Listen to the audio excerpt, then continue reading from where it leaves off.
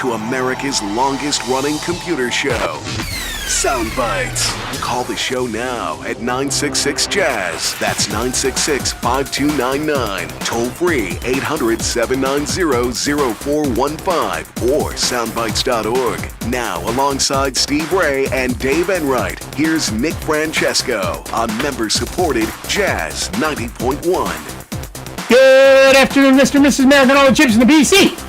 It is Saturday, the 22nd day of November, Anno Domini 2025. And you, you lucky people, you're listening to Sound Bytes. I'm Nick Francesco. I'm Dave Enright. And I'm Steve Ray. And at 5 minutes after the hour, we're going to be bringing you news, views, things to choose, nothing to lose. Kick off your shoes, don't get the blues. If you paid your dues, here comes the news. Cloudflare's global network is a distributed infrastructure of servers and data centers located in over 330 cities across more than 120 countries, delivering content delivery, security, and performance optimization services. It comprises over 13,000 networks, including every major ISP, cloud provider, and enterprise worldwide. And on Tuesday, it experienced a major outage. It started about 6:45 a.m. Eastern with their support portal, but quickly spread to a huge swath of the entire global network. This not only affected their own core content delivery network, but also social networks like Spotify, Twitter, Zoom, Azure, and ChatGPT, took down much of Google and Amazon Web Services as well. And let's not forget nodes all across Europe. This lasted for almost 7 hours. Originally, Cloudflare said, and I quote, "A spike in unusual traffic," end quote, caused, and again I quote, "some errors," end quote. Only some. Later, they said the unusual traffic caused a configuration file to grow too large, which crashed the system. Later yet, they said a change to database access controls triggered a cascading failure across its global network. You'll not be surprised to hear that the latest reason is the bot management system that used a machine learning model, yes, AI, to protect against security threats. So I figure at some point, they'll just blame it on a gremlin on the wing of William Shatner's airplane and move on. About 20% of the web relies on Cloudflare to manage and protect traffic. You heard that right. 20% of all the traffic on the internet goes through one company. So when they get it wrong, they get it really wrong for lots of other people. But they've said they're sincerely sorry, and they're working to fix the problem for next time, so that's all right then. So our poll of the week at soundbytes.org, that is Bytes with a Y, Francis would like us to remind you, is Cloudflare outage, everybody panic! Your choices are, I didn't notice, I was annoyed, it seriously disrupted my morning, I took the day off, thanks Cloudflare. Hey, did you know about books? And I hid under the covers and wept. So far, we've got 27 votes, and I didn't notice is in the lead significantly, and that makes sense because it happened at 7 o'clock in the morning. So, you know, a lot of people weren't there yet. A lot of businesses got disrupted. U.S., yeah. Yeah. Of course, if you want to vote in the poll, it's real easy. Just head on over to soundbytes.org.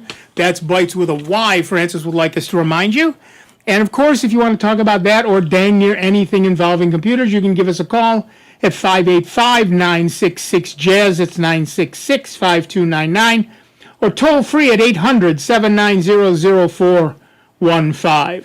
And after the Amazon outage last month, people are realizing Cloudflare is 20%, Amazon is 63%. Yep. So two companies have 80% of the internet, and probably a lot of Amazon runs through Cloudflare. Yeah. Mm-hmm. What Cloudflare does is it doesn't just host content. It also is a filter. So the easy way to block spam and all of that stuff, the denial of service attacks, DDoS attacks, is to use Cloudflare as your filter, as your front-facing piece of the internet. So when Cloudflare goes down, you go down. That's why a lot of Europe went down. A lot of websites couldn't be gotten to. A lot of websites that could be gotten to were really, really slow. It was a pretty major thing. Now, again, you know, good and bad. Kudos to the sysadmins at Cloudflare for fixing it as quickly as they did. 7 hours may seem like a lot of time, and believe me, when you're the sysadmin, it is. Yep. But given what they had to do, because they didn't even know what the problem was at first, they did yeoman's service. So that was good. That was a good thing. But you know, somebody fudged up. Somebody fudged up. Somebody definitely made an error. And what they're saying is, it was a Rust command. Rust is a programming language. It's the new hotness.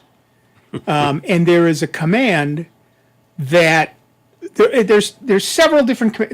So they do a test, and they have this file of errors, not errors, but anomalies, and they limit it to 200 entries because they don't want to have it running over all the memory in the system. Okay, that's generally reasonable.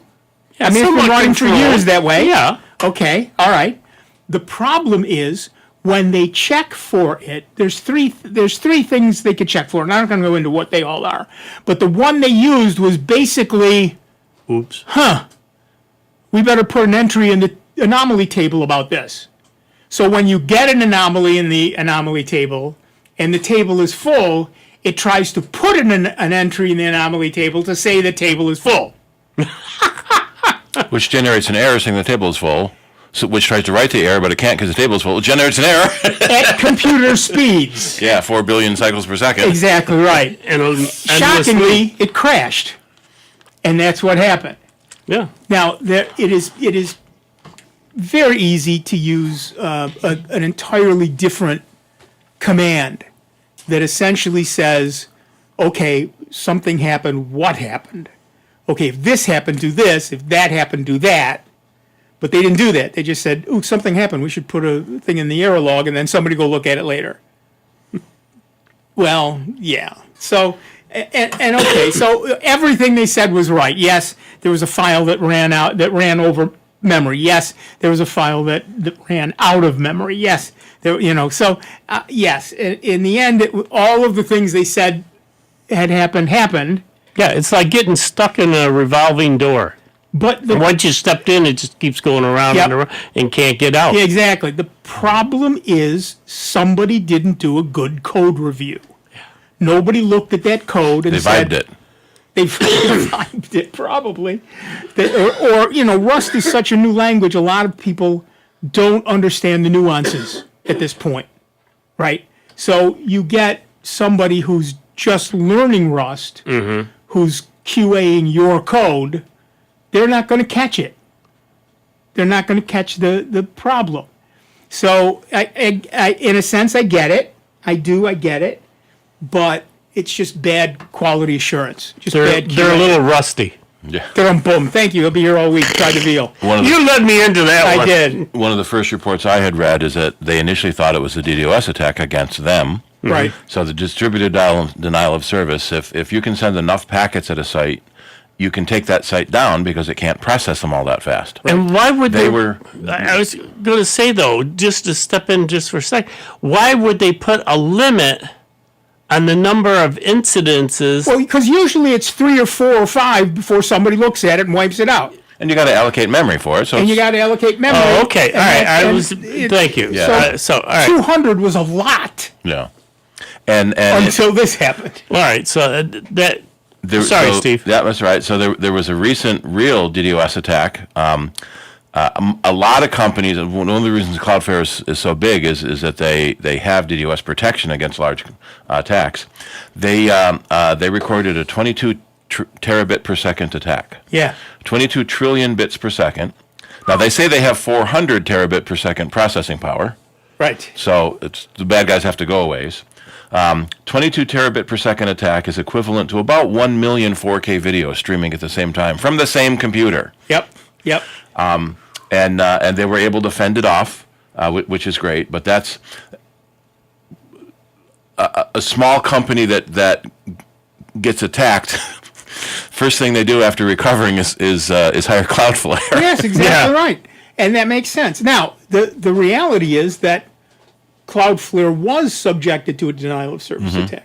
It was their own denial of service. They denied their own service with their bad code. But and that comes. We're seeing it everywhere. And I don't know what happens in the background at Cloudflare. Okay, but clearly their Q&A missed. They do. When the way companies should work is you write code in a system, and it's the development system.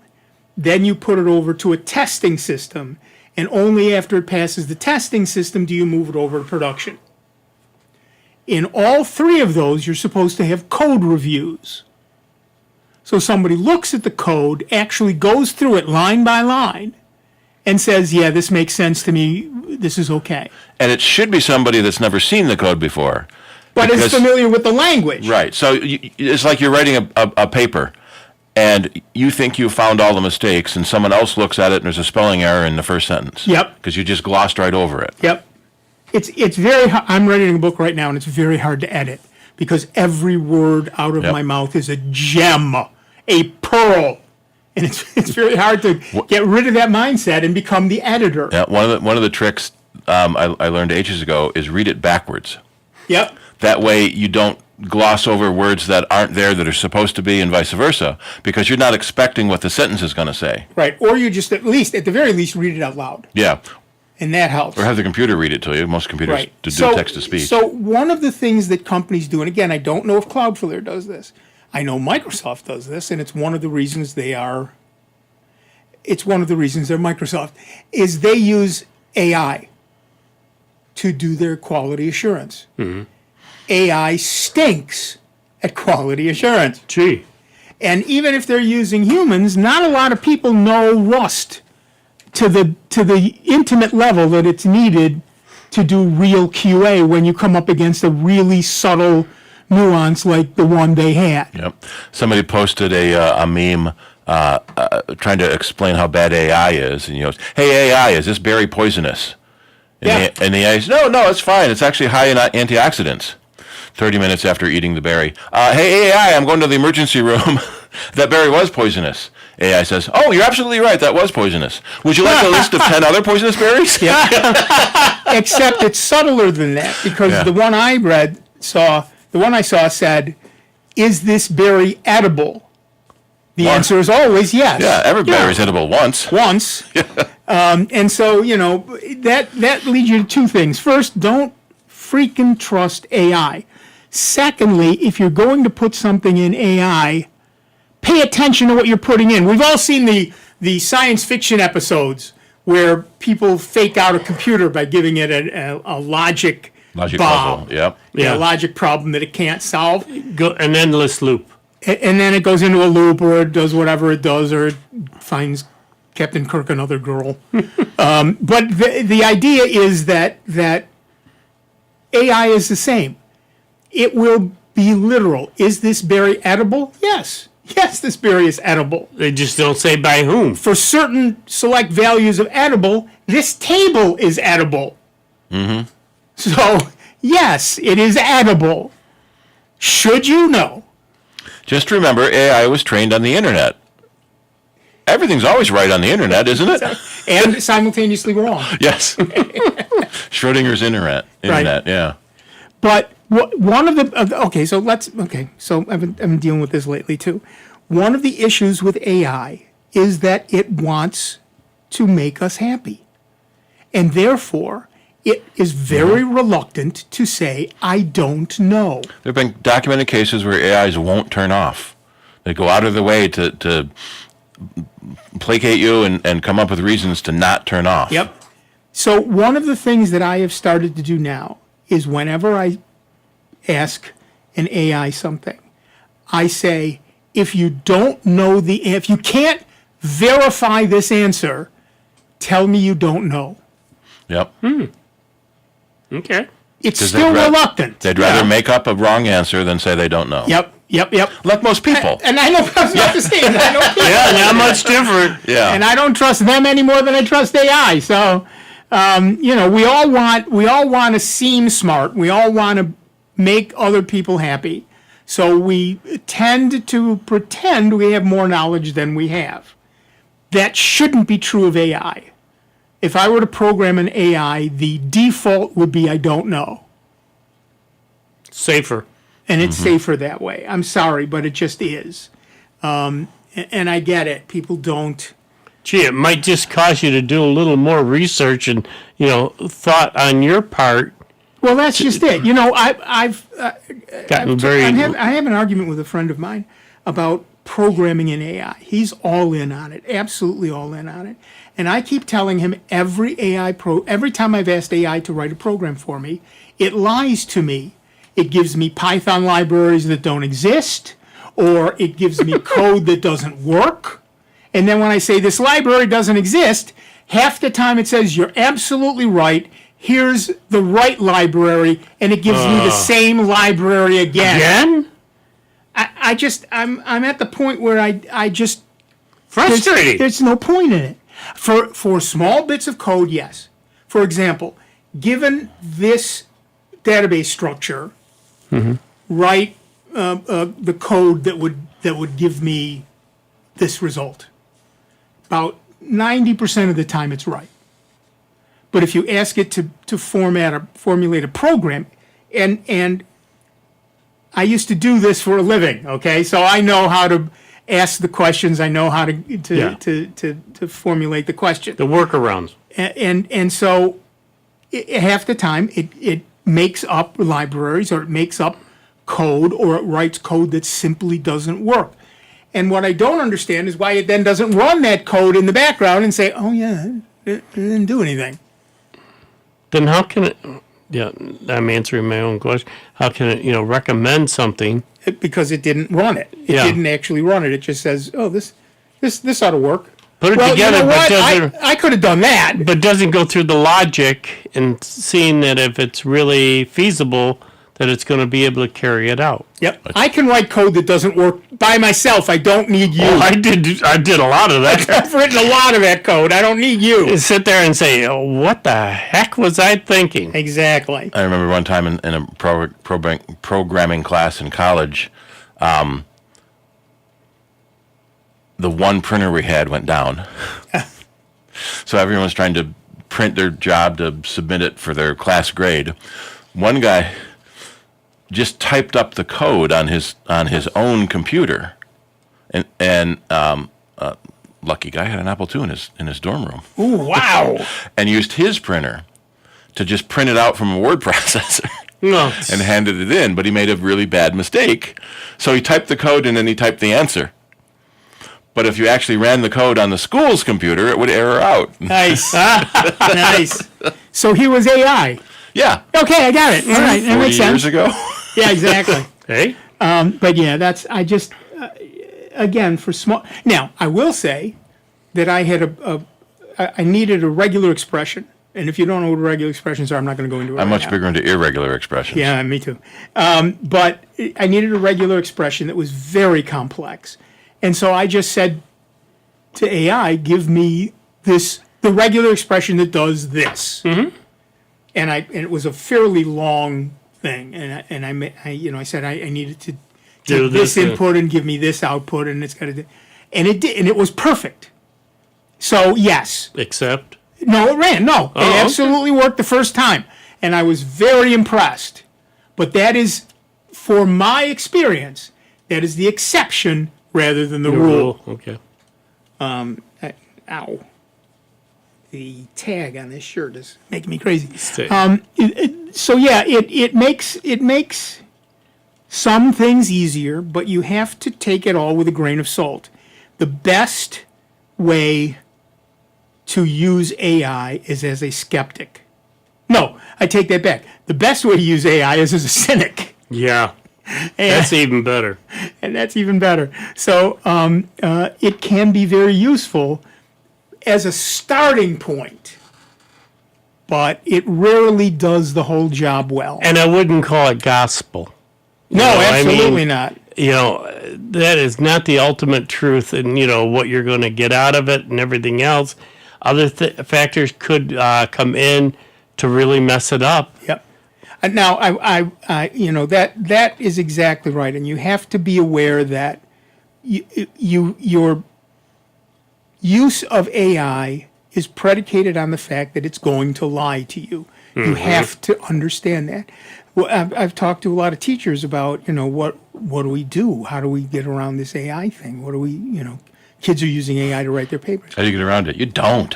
Well, that's what I said. I said, you don't get around it. I heard about a teacher who gave kids a tough assignment, a little above their grade level, mm-hmm. and said, I specifically want you to use AI to answer this question.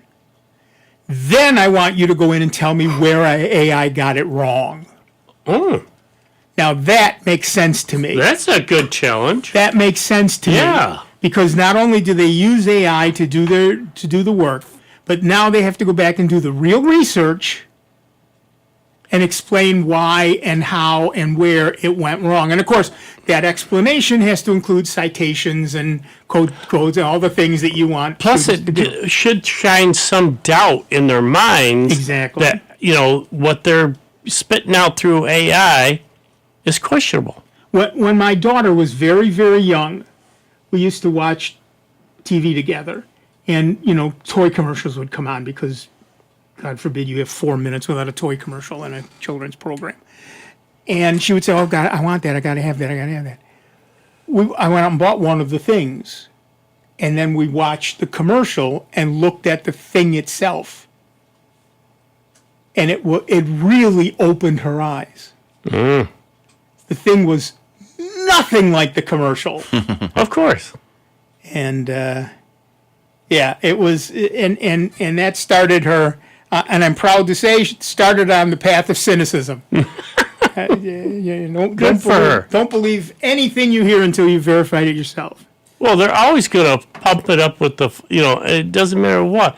Always going to tell you the positive sides of it, and you got to have it for this and this and this. And then you ask other questions, we didn't try that. Right. It might. They really don't have any, concrete evidence to support some of the other questions that they might be asked. You've heard the expression "trust but verify." Mm-hmm. I believe in doubt but verify. Yeah. Yep. I'm sorry.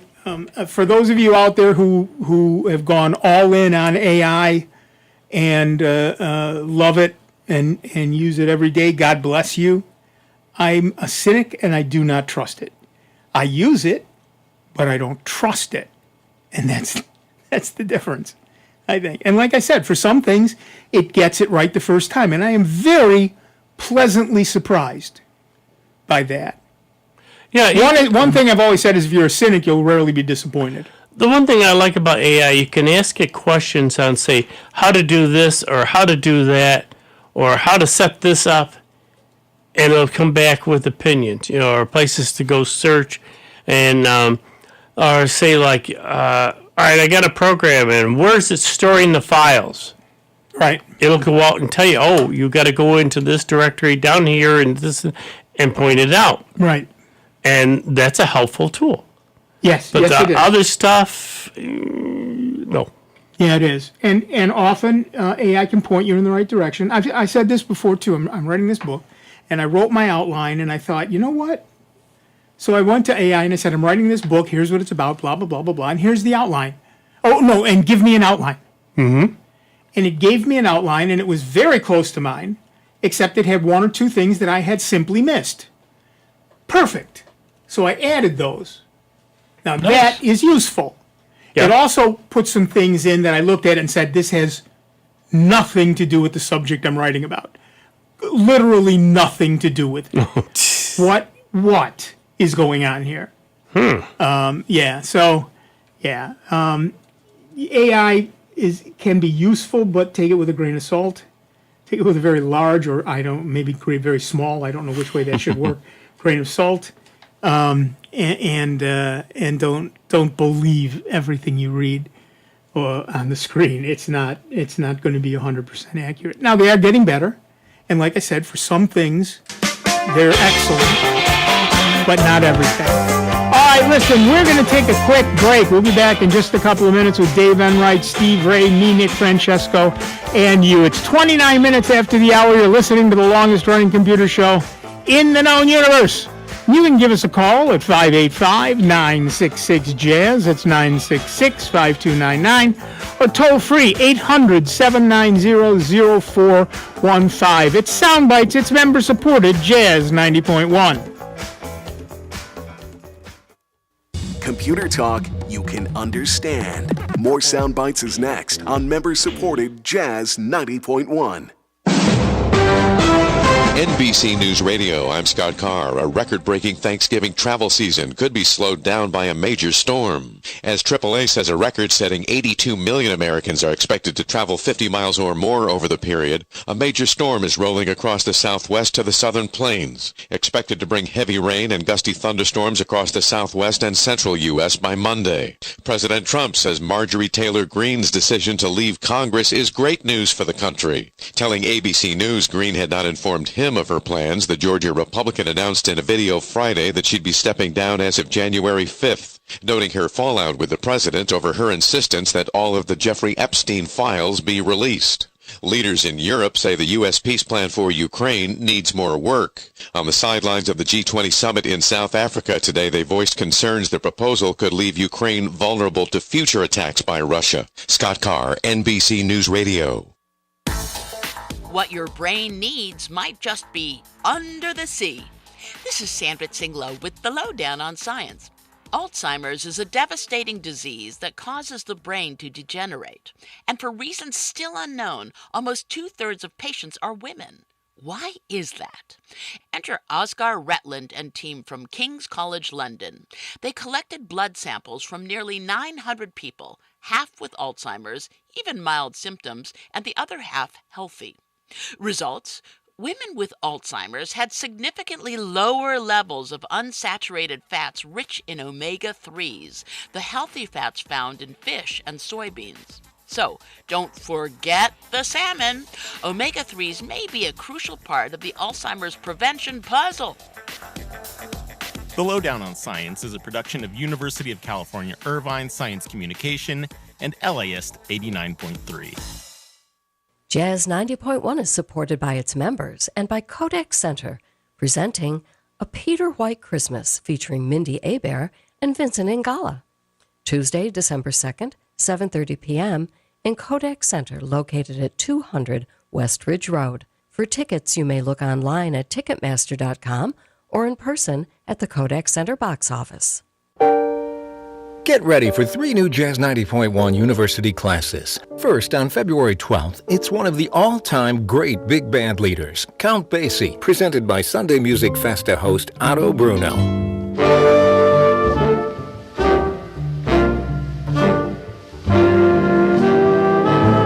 Next up, Otto presents songwriter Jimmy Van Heusen, writer of thousands of songs, many that became standards, on March 12th. Hide your heart from sight, lock your dreams at night. It could happen to you. And then, on April 9th, Jazz 90.1 music director Derek Lucas brings you a class on 2 jazz giants, John Coltrane and Miles Davis.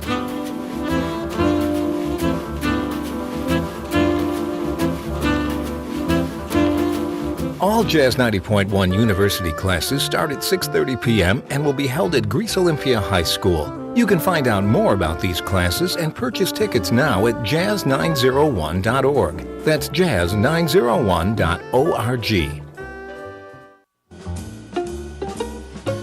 It's Jazz with David Bassie. You know, as the first 100 years of recorded jazz began to come to a close, I decided I'd offer an in-depth overview. Join us, won't you, for Jazz with David Bassie, the depth and breadth of jazz, without getting up to change the record.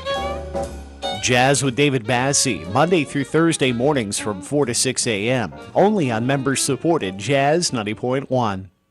Do you know a veteran in need? Nation's Finest, through the VA's Supportive Services for Veteran Families program, helps veterans and their families struggling with rent, employment, and other housing-related costs. Today, Nation's Finest operates more than 30 locations in California, Arizona, and Nevada, helping thousands of veterans every year. Visit nationsfinest.org or call 1-833-468-9676. That's 1-833-468-9676. Scams that target older adults are on the rise, and the consequences can be devastating. Lifespan helps older adults take on scams, fraud, and identity protection. If you've been the victim of a scam, or to schedule a presentation to your organization or group, you may call 585-244-8400 or look online at lifespanrochester.org. Here's another I Love New York travel tip. Attention 3rd, 4th, and 5th graders. It's time to grab your ski gear and friends because you are going to downhill ski and ride free in New York State. Skiing and snowboarding is a great way to help keep your child in shape. And with the Ski and Ride Passport, any child in the 3rd, 4th, or 5th grade can ski for free with a valid adult ticket purchase and one-time registration fee. The Passport can be used up to 2 times at each of the over 30 participating ski areas. This season, more ski areas than ever are accepting the Passport during holiday periods. So what are you waiting for? Sign up for your Ski and Ride Passport today. For more information, visit iskiny.com or the I Love New York website at iloveny.com or dial 1-800-CALLNYS. That's 1-800-CALL-NEW YORK State. Creating a lifelong joy of skiing. New York, everything you love. And now, a check of your Jazz 90.1 weather forecast. It will be cooler today across Rochester, Western New York, and the Finger Lakes with some partial sunshine, and the breeze will come in out of the northwest. Temperatures will be topping out in the low 40s for highs. Coming up here for your Saturday night, plan on increasing clouds. Overnight low temperatures will be close to 30. We should at least see some partial sunshine for the day on Sunday. A gustier breeze will come in out of the southwest. It will be a touch milder, the high near 50. I'm meteorologist Josh Nichols for Jazz 90.1. And currently right now we've got cloudy skies, 43 degrees out at the airport, and 44 here at member-supported Jazz 90.1. Welcome back, everybody. I'm Nick Francesco. I'm Dave Enright. And I'm Steve Ray. And at 36 minutes after the hour, we are Sound Bytes, and we have Ken from Rochester, New York on the line. What's up, Ken? Hi, just wanted to remind everybody that Thanksgiving's coming up. Time to get that turkey out of the freezer. Yeah. And give you and your families and everybody listening a blessing. Wish you all well and happiness and no arguing over that table now.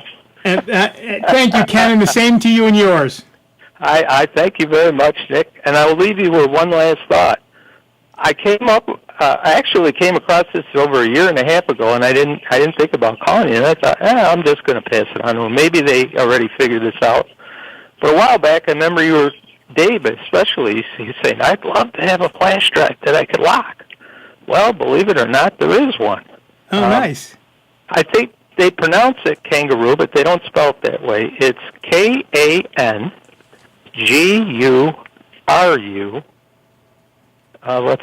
.com. And you can buy this at Walmart as well, too. I mean, I don't like to give them a plug, but I found a less expensive one, same company, on their website. What's this for? Lockable thumb drive. Oh. Yeah. That's pretty good. Nice. Very nice. Thanks, Ken. I think that's the same company we found for CD burners after Apple discontinued theirs. If for people that still want CD burners that don't come in computers anymore. Right. You can buy USB. No, but not all of them have Mac drivers. Oh, right, of course. This one does. Which is, it doesn't use USB mass storage. There's something different for CD. Fine, as long as it works. Is it Yellow Book or Blue Book or? Yeah, one of those. Yeah. ISO 9660. Yeah, ISO 9660. Joliet or Romeo. Right. Remember those from 50 years ago? Right. And now they're important again. Yeah. No, I get it. Yeah, thanks, Ken. Oh, Ken's gone. Okay. Thank you. We were just talking with a customer this week. He still has a zip drive on his computer, and he was upset that new computer didn't come with a floppy drive, and he's got all these old floppies he can't use anymore. So, get a USB floppy drive, like your USB zip drive. Oh, really? They still make those? Yeah, here you go. Yeah, they do. Yeah. All right, back to the phones. Our next caller is Mike from Gates, New York. What's up, Mike? On the subject of backups, specifically to OneDrive, in that case, I'm trying to have to it. And I'm sorry, you're cutting in and out. I'm having trouble understanding you. I apologize. Okay, can you hear me now? Yeah, a little better. You're not on a speakerphone, are you? Hello? Are you on a speakerphone, sir? It might be a cell phone cutting out because all we're getting is static. Sorry. Hello? Mike? Mike? Maybe Sorry, not. Mike. Call back. Yeah. I apologize. He was starting to ask about using OneDrive as a backup. OneDrive is not a backup; it's a sync. Yeah. And when you delete a file, OneDrive deletes that file also. You may be able to get it back after a few days from the OneDrive website. It does store deleted files for a while, but it's not a backup. You can't go to yesterday's version of the file or last week's version of the file you deleted 3 weeks ago because you didn't think you needed it. That's why you need a separate backup program. Yeah, syncing is good, so you have it somewhere else too, but you want to have a backup that keeps the old versions so you can go back and see those old files. And I mean, we've touted, cloud services right along, and if you're worried about cost, each Gmail account that you get gives you 15 gig. Mm-hmm. Or you buy a terabyte hard drive for your local computer. Yeah. So a couple. Yeah, the 3-2-1 so backup you can solutions. rotate. You should have 3 copies of all your important files, at least 3 copies of all your files, and at least one should be off-site. So having your computer and your backup drive sitting next to it is good. You've got a second copy, but fire, flood, theft, you could lose your main computer and your backup drive sitting next to it. Right. So having an off-site copy, some people will have 2 backup hard drives that they alternate between home and work. But now you got to check your work policies on removing electronics from your workspace. Or bringing them in. Bring them in, yeah. And so having a syncing service is good. Having a backup service is better. Carbonite, Backblaze, there's a bunch of cloud backup services. Generally, they're about $5 per computer per month, which isn't too bad.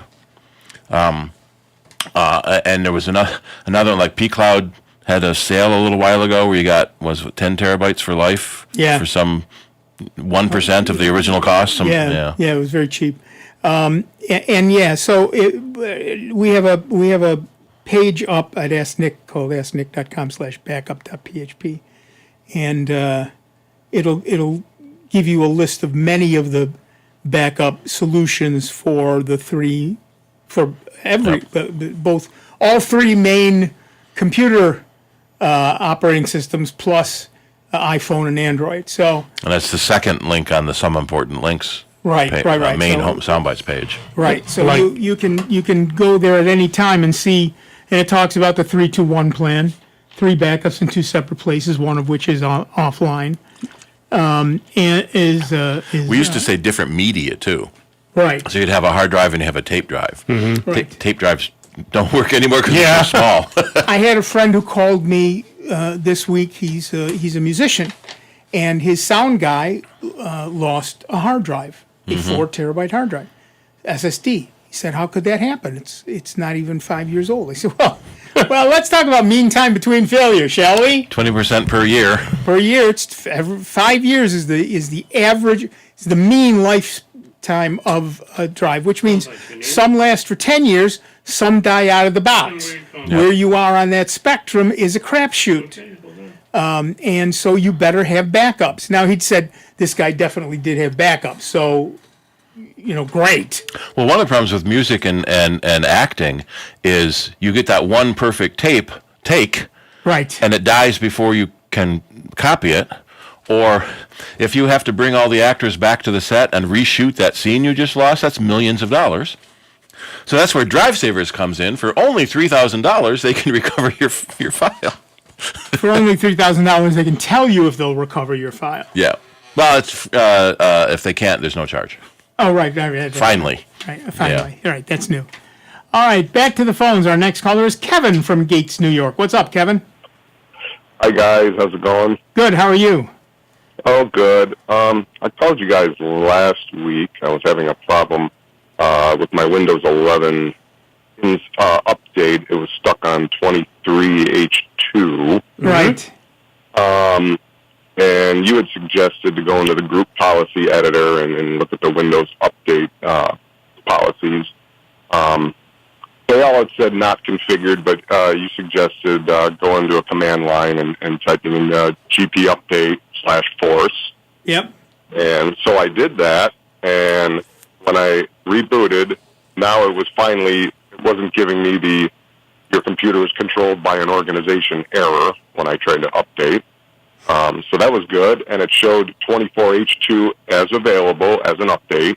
That wasn't showing up at all previously. So I kept trying to update it, and it would always fail at 8% downloading, and it would give me an error saying this update is not ready for your device. And I looked around, and some people online were saying, well, there might be something with your hardware that's not compatible or something.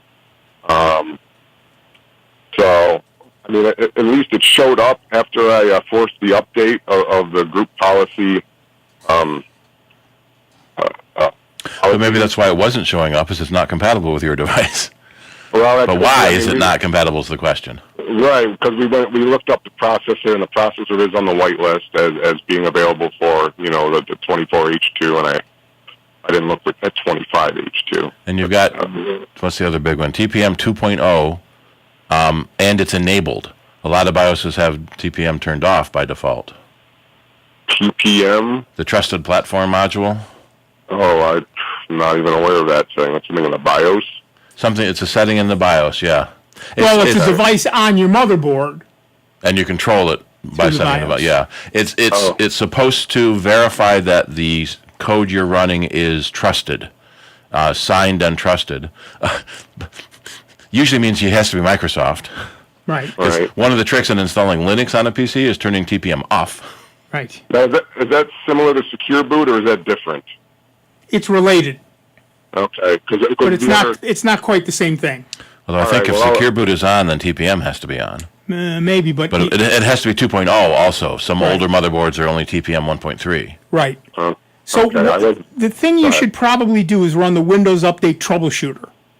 Which I did. I kept going down the rabbit hole. I did, and it said, found an issue with Windows Update, fix, and it claimed it fixed it anyway. And then after that, when I rebooted it, the 24H2 update wasn't even showing up anymore under updates. I would just keep refreshing updates, and it would say, your system is up to date. But keep running the troubleshooter until it says no problems found. Well, yeah. The other thing to do is to check to make sure it didn't actually update. Oh, I did. Oh, yeah, I checked. It's still on 23H2. Yeah, it's not updating. But the other thing was Secure Boot. I heard people saying, well, Secure Boot has to be on. So I turned, which happened to be off. I turned that on, but it still, after that, it still was not showing up anymore. The 24H2. Yeah, certainly you should run the troubleshooter again and see what happens. But it does sound like there's some hardware device in your system that is not compatible with 24H2. Mm-hmm. Yeah, there's the CPU, the Ethernet, the audio, the video card, everything. Yeah. Or that version of the motherboard. In the Windows 11, what is the name of it? Hardware checker thingy. I'll find the real name of it. It gives you a summary, like your chip and your processor and your hard, and then there's a more info where it goes through all the other devices. Maybe looking into or a more chipset info. could be giving off something that's sparking the error too. There's a lot of different scenarios. PC Health Check. That's the name of it. Okay, PC Health Check. Okay, well, I'll try that, I guess. So now, after you ran the troubleshooter, yep. You looked in Windows Update and it didn't show you anything, but did you check for updates? Yes. Okay. And in fact, after it went through the troubleshooter and I rebooted, and then I would check for updates, it doesn't even list 24H2 any longer. It's like it's not even there. And then I checked to make sure it didn't update it, and I didn't see it. But no, it's still on 23H2. Yeah, what it does sound like your system has some hardware component that is blocking 24H2, and there have been a number of them over time that have done that. Products that Microsoft doesn't support. Right. I mean, it's a Dell laptop, so I assume. Well, okay, now, yeah, that's a little better. Yeah. You go to Dell's website, put in your support code, and it will give you the exact driver updates you need, and give you the advice on which Windows 11 it's compatible with. Right. Okay. All right. And the support number, the support code is, or your serial number. So yeah, I think it's on the bottom of the exactly. laptop. Yep. It's a tag number. Yep. Okay. All right. And I was not aware of TPM. That's a setting I've never heard of before. Yeah, that's the Trusted Program Module, and it is the security device that Windows uses to ensure that whatever they're ensuring. Right. Okay. And see, that's why you listen to sound bites. You learn that much more. Here's something too. Right. If you're installing the Copilot version, you need an NPU, a neural processing unit. Right. Right. So if you don't have an NPU, which the Intel chips don't, it's got to be an ARM version. Right. Then make sure you're getting the Windows update that doesn't have Copilot in it. Okay. Yeah. Good luck with that. They want you to have that now. Yeah. Yeah. Well, I don't want to. Like I said to you guys last week, I don't even need Windows. I haven't run it on any of my machines in 10 years. I just thought, well, it might be nice to have just in case I need it. So. Right. But now you know. Yeah, I mean, well, and I know all the headaches again. I'm learning all the new Windows headaches. Yep, exactly right. Yep. So, all right, well, have fun. It doesn't work. Yep, I'll just mute it. But thanks a lot, guys. All right, good luck, Kevin. If I do find something that did work, I'll let you guys know. Please let us know. Thanks. All right, thanks. See you later. Bye-bye. Bye. Yeah, we're really. Yeah. Microsoft isn't giving enough information on these things, and so it's very hard for us to find the information we need to help you. That's just an issue we have. I just find it ironic that he's really wants the Windows 11 upgrade. Yeah. When most people don't. Right. Exactly. But it's, if your machine is capable of it, there really isn't that much difference between 10 and 11, other than the task bars in the middle, of the bottom, which you can move back to the left if you want to. Right. But system settings have rearranged a little bit, although it's not as big a change as it was from 7 to 10. Right. And in fact, the old Windows 7 control panels are still in there for old apps. Yeah, but that's the only way they're going to make money for their shareholders is to come out with another version, even if it's just a minor thing of moving menus around. Yep. Exactly right. Still doing the same stuff. They have not added any big innovations to Windows. Right. Windows 7 is just as good as Windows 11. You're right.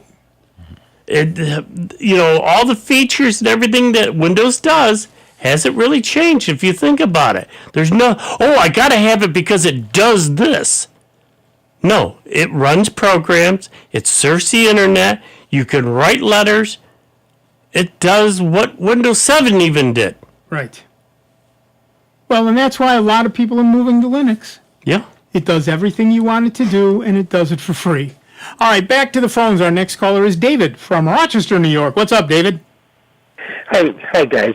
Hi. Hey, what do you do if Cloudflare is blocking your access to a site that you absolutely need, and the site owner just blows it off? I just can't get any action. It's been blocked for months. And you're absolutely certain it's Cloudflare that's blocking you? Yeah, it says it comes up and says right on when I go to the site, it comes up and says your access is blocked. It gives a code and an IP address from where I'm calling from or where I'm sending from. Do you mind giving us that website? Have you tried going there from different locations so you'd have a different IP address?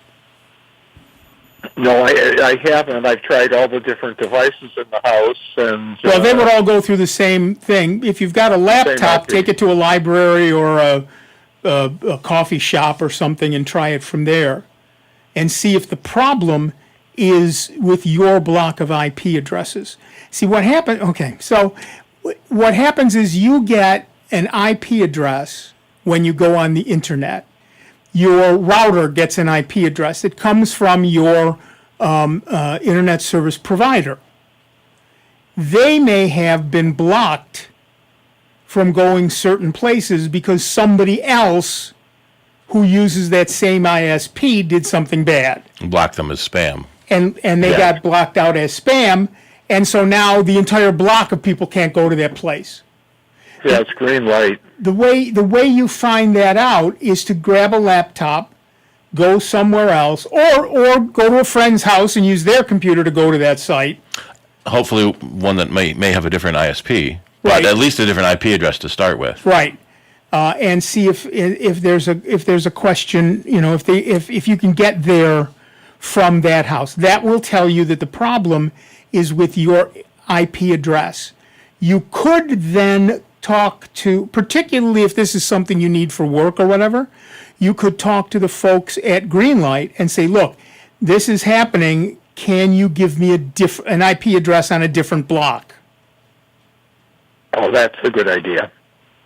But you need to be able to prove it to them first. You need to be able to say, I did this. Take a screenshot of that error message. Right, and take a screenshot of your laptop or somebody else's computer on a different network that can get there. If you And say, look, I can get there. Otherwise, it's my machines in my home that are the problem. So please give me an address on a different block.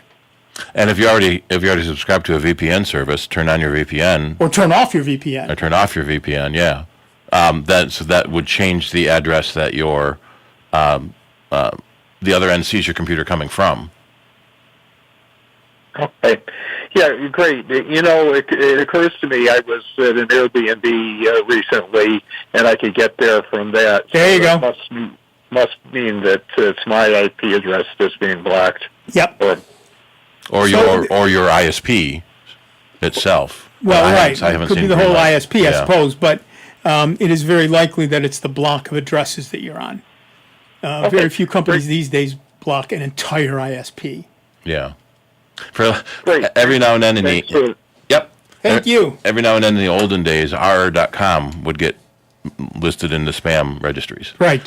So nobody on Roadrunner, millions and millions of customers, could send email because r.com got marked as spam because one person sent out 1 million messages as spam. No, it's very hard to get off of a spam list. Yeah. And there are mechanisms to do that if you're on a spam list, there are places that you can go to manage that. But if you're on a block list because someone in that block is a spammer, that's very different. Mm-hmm. And it doesn't work the same way. So yeah, the thing to do is get documentation. Like Steve said, take screenshots of not working at home and working at a B&B or wherever you were, and then talk to the folks at Greenlight, who so far I haven't had that problem, but the very few times I've had to call them, they were superior. So I think you should have no trouble managing to deal with them just fine. So definitely that's the way to go. Do a little documentation and then go for it. That sounds like the plan. Yeah. At this point, the internet is delicate, and it is easy to get blocked. It is easy for a systems administrator to block an entire block of IP addresses rather than narrowing it down to one person. And sometimes it's by accident because they're a little overzealous on the real bad guy. Or even they hit the bad guy and then your address changed to the bad guy's address and they got a different one. Yeah.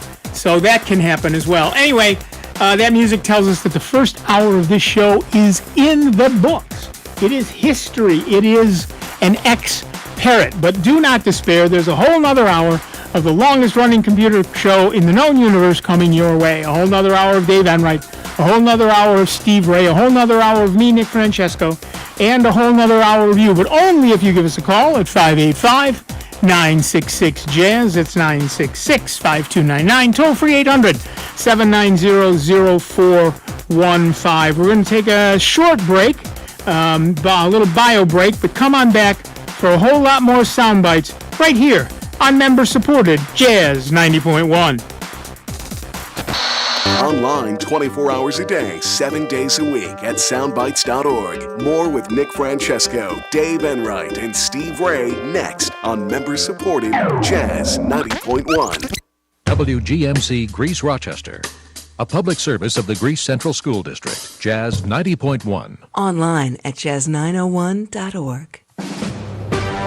NBC News Radio, I'm Lisa Carton. European leaders say the U.S. peace plan for Ukraine needs more work. Meeting on the sidelines of the G20 summit in South Africa, they voiced concern the proposals could leave Ukraine vulnerable to future attacks by Russia. In a statement signed by the leaders of France, Germany, and the U.K., warned that international borders must not be changed by force. President Trump has set Thanksgiving as the deadline for Ukraine to agree to the 28-point proposal. A record-breaking Thanksgiving travel season could be slowed down by a major storm. Here's Scott Carr. AAA says a record-setting 82 million Americans are expected to travel 50 miles or more over the holiday period, but travel could be delayed this weekend by a major storm that's rolling across the southwest to the southern plain. And at the box office, Wicked for Good is shaping up to be this season's biggest hit at the movies. Lisa Carton, NBC News Radio.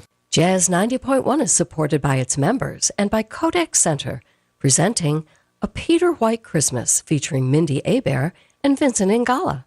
Tuesday, December 2nd, 7:30 p.m.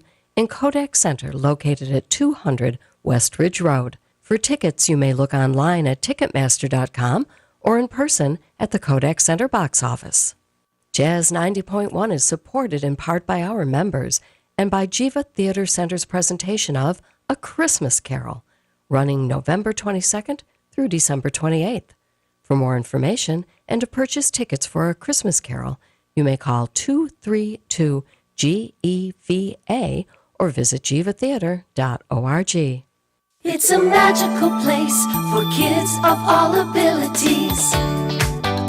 At no charge, the Rochester Rotary Sunshine Camp has been serving children of all abilities for the last 100 years. Help us grow into the next 100 years. Go to sunshinecamp.org to learn more about how you can help. Where kids have no barriers to fun. The Rochester Rotary Sunshine Camp. It's RSV season. Is your baby protected? RSV is the #1 cause of hospitalization in all infants. Protect your baby from severe RSV with an immunization.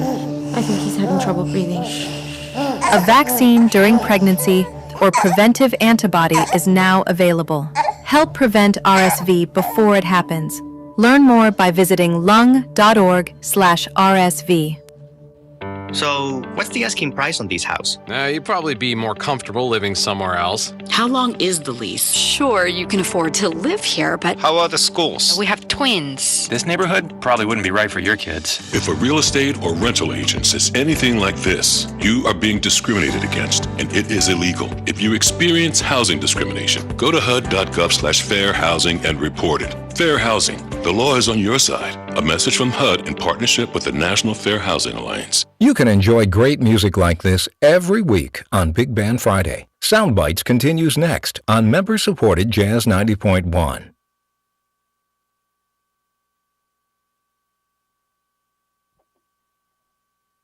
Welcome back, everybody. I'm Nick Francesco. I'm Dave Enright. I'm Steve Wright. I was waiting for the music. And the great music we were going to hear. And 3 minutes after the hour, we're all surprised to be hurtling headlong into the second hour of the longest running computer show in the known universe. I didn't even look to see because it's just usually automatically, there. Hear the music, and then we know to get ready to go.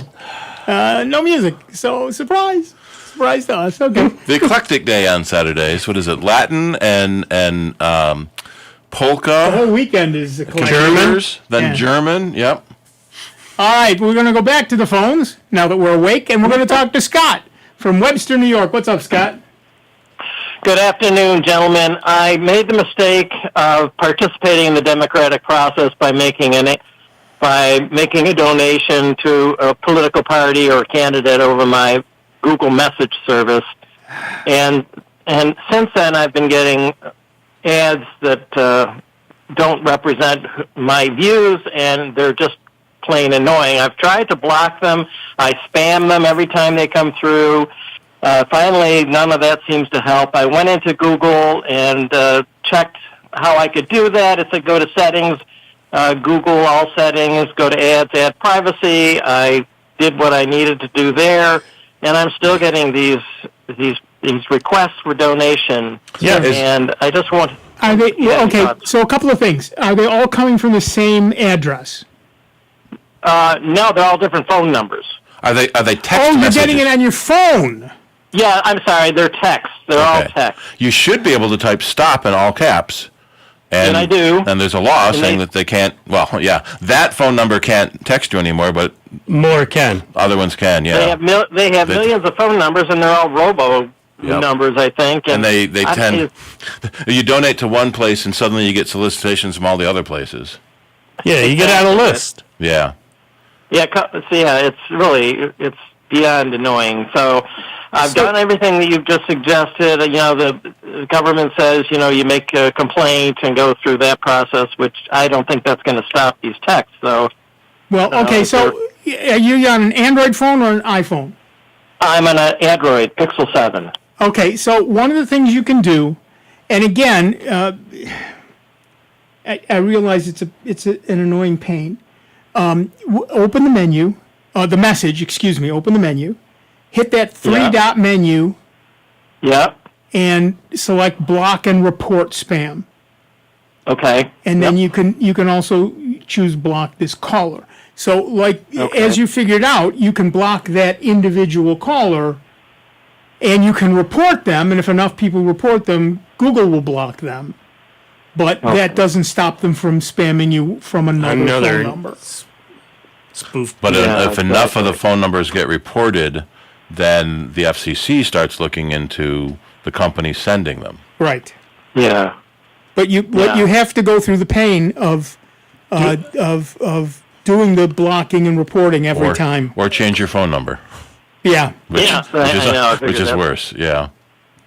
And I suppose ad blockers for text, even though they might advertise them, they're probably not very helpful. The problem with ad blockers is it's not an ad. It's something you agreed to when you donated. Okay. They cannot legally block it for you. There is a service called Nomo Robo that you can subscribe to. They read all of your phone calls and messages before they send them to you. So you basically forward all of your phone calls to them. They look at it, decide if it's real or not, and then send it on to you. I don't like the idea of someone else reading all my calls first. Yeah. Yeah. But it is possible. Okay. Right. And by the way, you can also forward any messages. Any spam text can be forwarded to 7726, which, by the way, spells spam. Right. And it will be reported to your carrier and help them block it in the future. Okay. Yeah, that's helpful, even though it's not going to solve the problem, but it's a start. But I thank you for that. Yeah, sorry. Okay, guys. Yep, happy Thanksgiving. You too. Sorry. Bye-bye. Take care. Bye.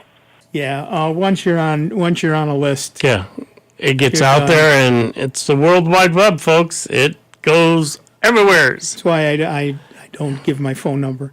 one of the things that So I I wish we had throwaway phone numbers like throwaway credit card numbers. Well, we have. Well, There are? you can buy what they used to call burner phones. Yeah. Those cheap. They used to be $15. I'm sure Yeah. they're more than that now.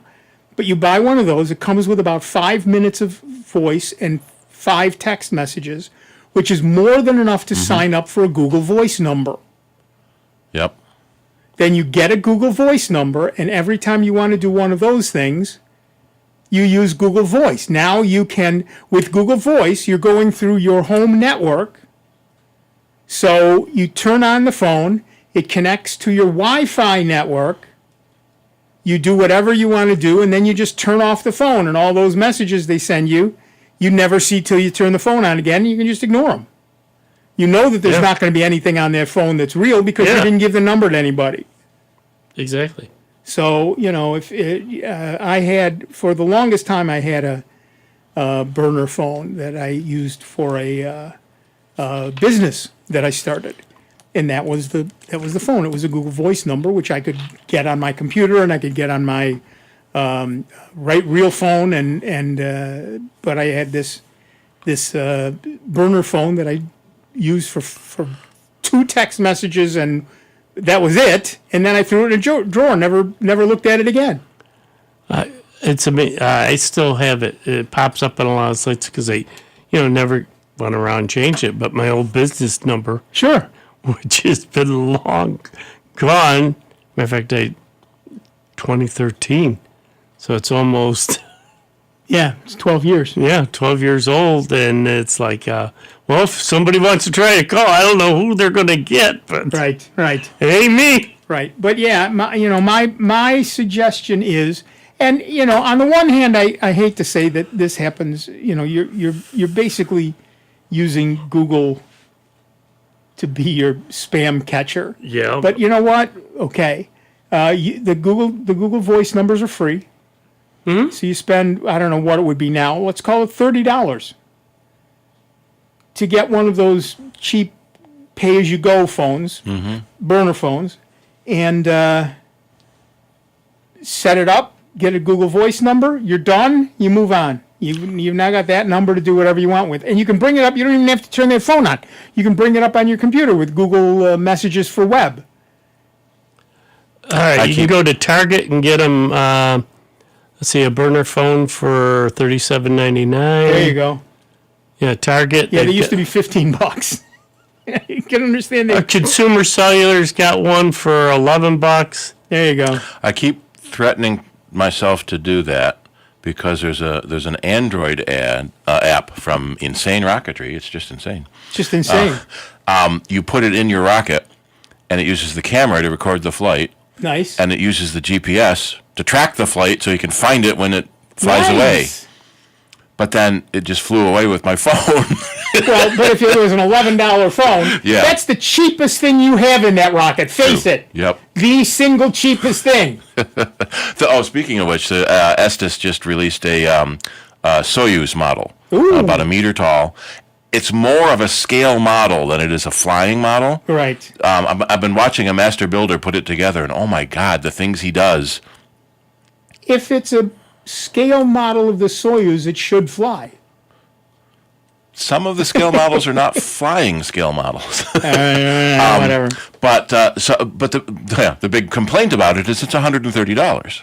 Right.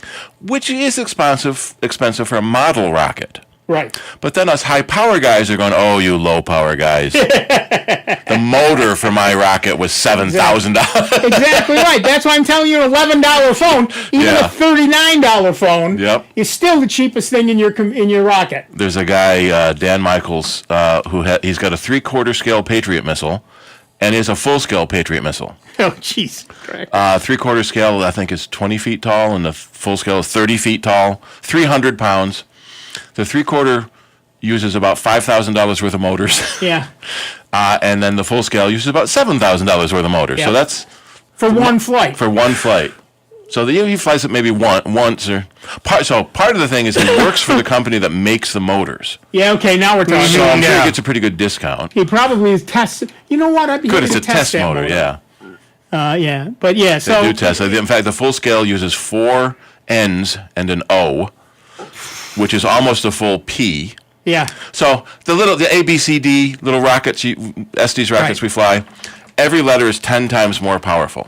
Right. And in the early days, We once got to C's and thought this yes. is as far Well, as yeah. anyone would go. In the early days, E was considered too dangerous, and we couldn't Yeah. fly that. And then they started making F's and G's and H's, and so I'm rated for I motors, There you go. which are about $100. Right. And I Rated don't- form is different from buying them all the time. yes, I don't want to go for my level 2 because those motors start at $100. Yeah, right. But yeah, so some of these rockets, 10 times more power. I think someone worked out that the shuttle solid boosters, which use the same fuel that we do, ammonium perchlorate, was like a triple P. So you go A through Z, and then you go around again, then you go around again. You do double A, Yeah. double B. Yep. Wow, triple P's, huh? Not Yep. bad. But yeah, so you can get a burner phone or a what was the other term? Burner phone. Yeah, burner phone. For under $50. Disposable. For disposable phone or temporary phone or whatever, for $35, $40, and get a Google Voice number for free. Pay as you go. Pay as you go. That was Yep. the phrase I used. The pay as you go phones, and depending on and it doesn't honestly, it doesn't matter what carrier you get it on either, because you're only going to ever use it once. Yeah, it just sits in the drawer and that's it. collects. So if you can get one for $11, get for one for $11. Stick it in a drawer. Now you've got that Google Voice number that you can do anything you want with. Yeah. I know people who've got 3 or 4 of them, and they're different. One is my business main number. One of them is my business accounting number. One of them is my business tech number. So here's my list of phone numbers, and it cost you $12 per phone to get those numbers. Cheap at half the price. So, go for it. And the aggravation that you're avoiding. And the aggravation you're avoiding. And again, if the reason you're buying was like why Scott would get one to do for one-time things and then spam it for the rest of your life, you don't care what they do, it's well worth it. Now, you do have to actually use your Google Voice number once in a while, otherwise you lose it. I lost the one that I had on my burner phone because I didn't use it. But so you go on to the web, or you break the phone out of the drawer, and every once in a while you send your other phone a text message. Yeah. Or you send one back to that phone and turn it on so you can receive it. Yeah, just set up a message to remind you to do that once a month. Exactly right. See, if only we carried something around in our pockets that had a calendar in it that could remind us to do things. So That'd be a good innovation. That would be a good thing. Near as I can tell, it says every so often. But no specific, like every 90 days you have to do. Yeah, how do they Right, every so often. I do it when I get the message from Google saying, you haven't used your phone number in a while. Well, that's exactly right. Can we have it back again? Exactly right. No. No, you cannot. I want it. But so if you want, if you're looking to have multiple phone numbers for your business, or you just want a disposable number that you can use for the sort of thing that Scott used it for, buying a pay-as-you-go phone and then chucking it in a drawer, and then you can use, in an Android system, you can use messages for the web, and on Apple, it's called something different. I don't know if you can get messages on the website yet. What? Only on a device. What? Look, Apple's already buying their AI from Google. They might as well buy this too. So if you've got an Android phone, and those are the let's face it, those are going to be the inexpensive ones. You're going to get a pretty cheap one.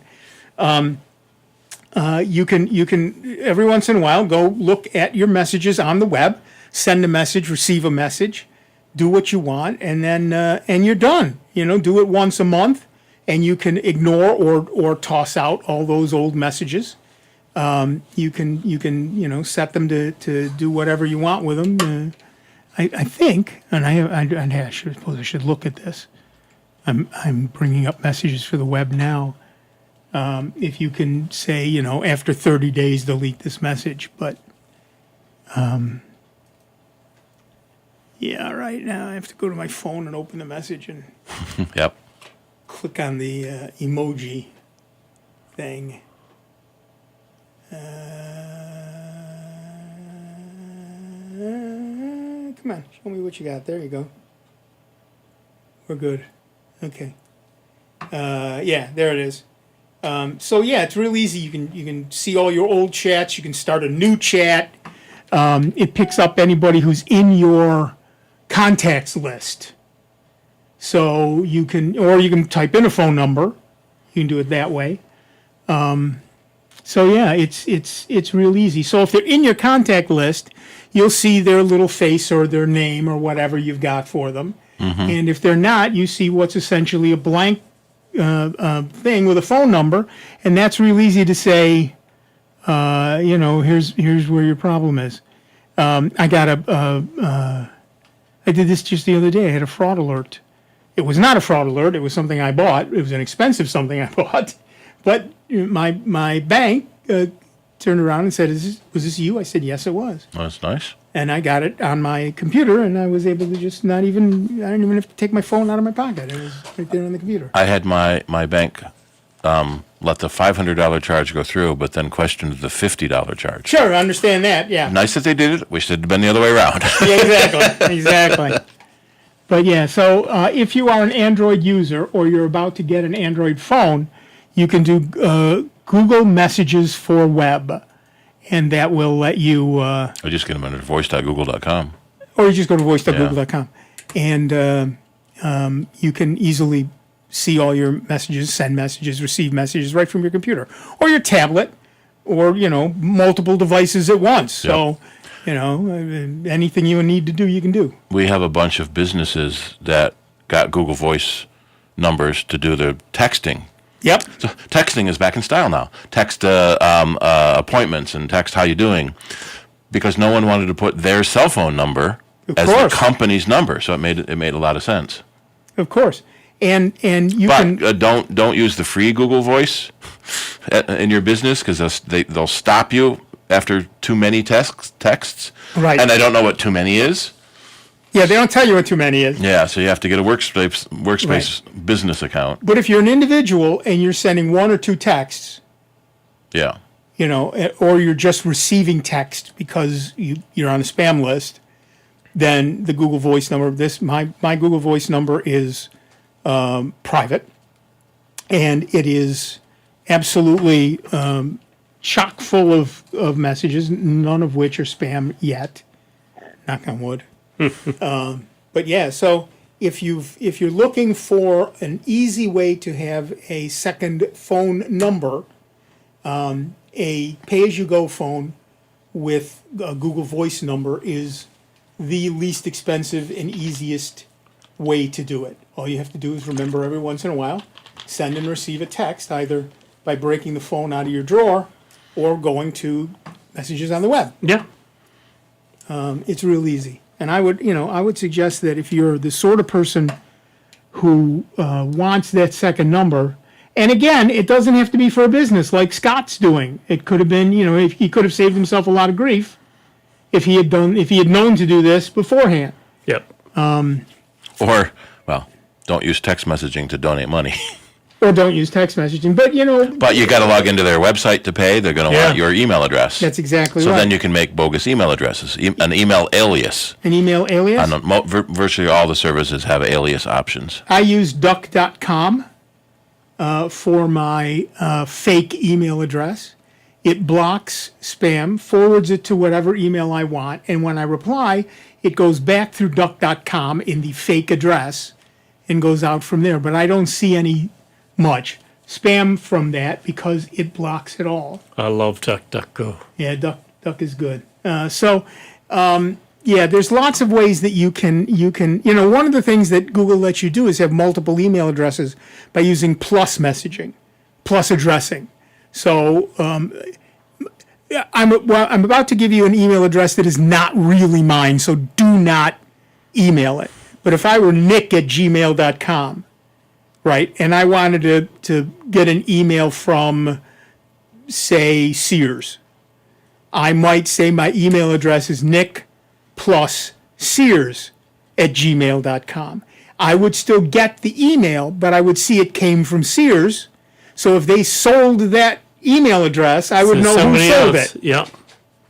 And so, that's a nice feature, but better is to have a second email address.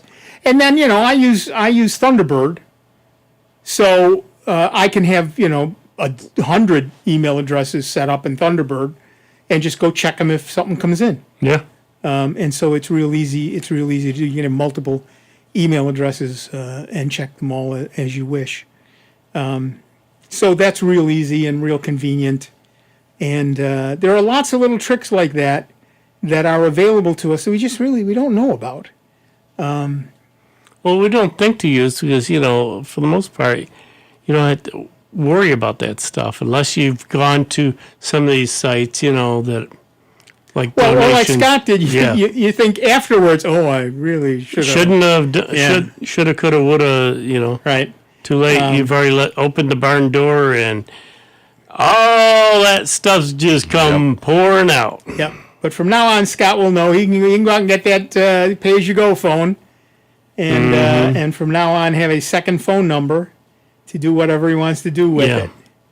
There are also apps that you can get on your phone itself that give Like you No More Robo. Yeah. Well, no, they give you a second phone number. Oh, right. They give you a second phone number. Yeah. Yes. I think I got four or five phone numbers on my phone. Between the actual cell service and we use one called Dialpad at work, and I've got my personal Google Voice, the Cider Google Voice, my work Google Voice. All on the same phone. All on the same phone, yep. That's the other thing. You can have multiple numbers on your phone, Yep. and you can have multiple phones. So you need a utility belt of all your phones. Yes. Combine that into one phone with different apps. Well, my suggestion is you put all those extra phones in a drawer somewhere and never look at them again. But you have all those numbers forwarding to your real phone. And so, and again, if you use those specific numbers the way they're supposed to, like Steve is doing, when you reply, it replies from that number, not from your number. So your phone number still remains private. You just have to be aware of where you're answering from and think what you're doing. Think about what you're doing. But that becomes second nature after a while, too. For a while, it's a little touchy. You got to think about it. But you'll get there. So, yeah, the phones are a lot more capable than we think they are these days. You can do a whole lot more stuff with them. We just don't know about it, or we don't think about it because, we've got the 2 or 3 things we actually do. Did you know your phone can make phone calls? Who knew? And somebody, they came up with that brilliant idea. I don't know where that came from, but I know they can do it's that. amazing. Now. Yeah. And that's what we're for. No one or even 3 people can know everything. Boy, that's true. But between us, we know a lot. Yeah. and we backstop each other. This is the thing I like.